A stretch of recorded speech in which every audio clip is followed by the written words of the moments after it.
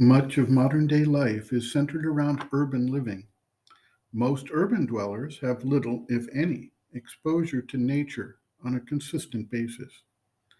They also tend to feel stressed, drained, and exhausted by the lives they lead.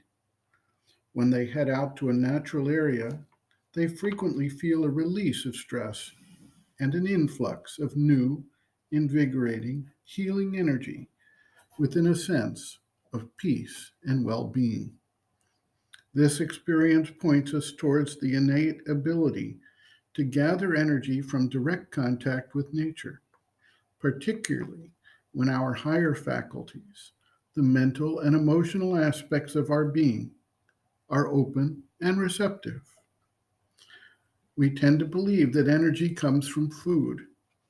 At some point, we begin to recognize that there are various types of energy corresponding to the different parts of our being, and that we actually have the capacity to receive and assimilate energy at each of these levels.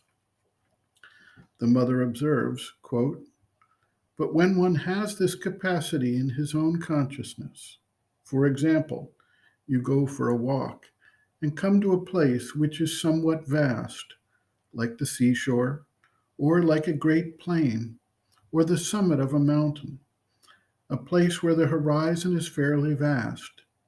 Then, if you have this kind of physical instinct which suddenly makes you as vast as the horizon, you have a sense of infinity, immensity, and the vaster you become, the quieter and more peaceful you become.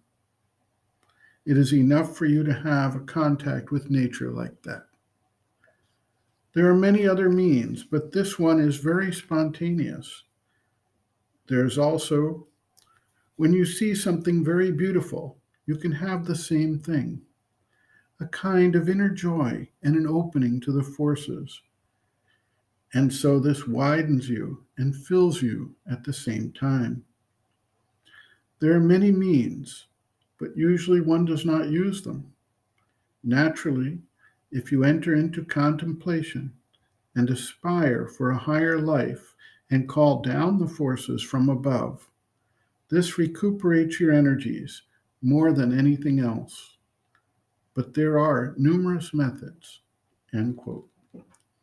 Reference Sri Aurobindo and the Mother, Living Within, the Yoga Approach to Psychological Health and Growth, General Methods and Principles, Recuperating One's Energies, pages 17 to 22.